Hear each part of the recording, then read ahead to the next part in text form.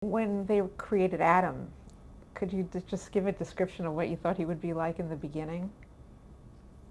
Well, tall and handsome. No, I lied. um, I got to tell you this, that, well, no, I'll get back to that later. I had no idea who he was, and I knew he was rich. I did not know that Stuart existed. They didn't tell me that till after I'd signed the contract. They didn't have to, they said. Fine with me, it was a bonus as far as I was concerned, but they didn't tell me about that.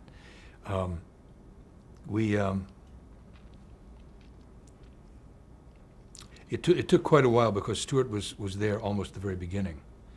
So I not only had to figure out who Adam was, I had to figure out who Stuart was, and in what ways they were different.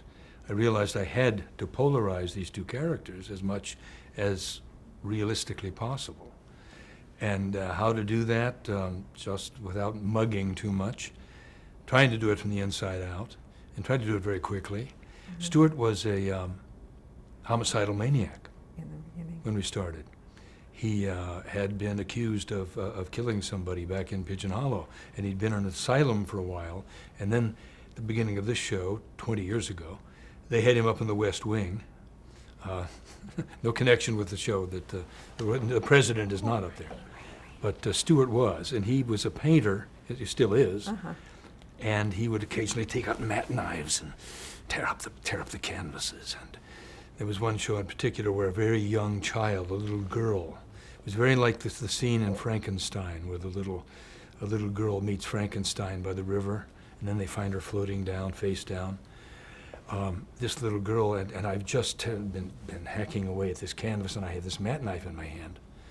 And this is Stuart again. And she comes up with the secret panel through the chimney or something, and it's a very iffy situation as to what's going to happen. But it turns out that, and they fixed all that, that Stuart was not really a homicidal maniac, that he was a bit nuts, but he hadn't killed anybody. Well, they went from that into a wonderful scene with Phoebe where he had cookies in his pocket. And he came down, and Phoebe, of course, thinks it's, Ruth Warwick, thinks it's Adam. Well, she figures out if that's Adam, very quickly she sees that, I don't think this is Adam. And he's offering her cookies, and it's kind of a comedy scene. So from that, they started to evolve and revolve into another character.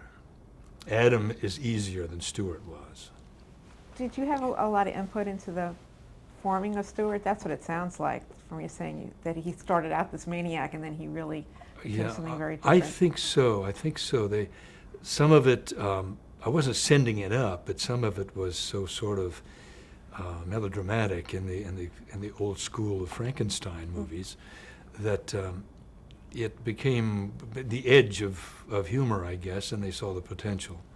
I think I probably had something to do with that without even realizing it. And I was very glad they did, because as they stand now, I'm very comfortable with either character. Adam took a while.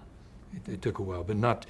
I'd played rich guys before, and egos before, and devious people before, and so it was, when you've done as much regional theater as I have, and as many different kind of roles,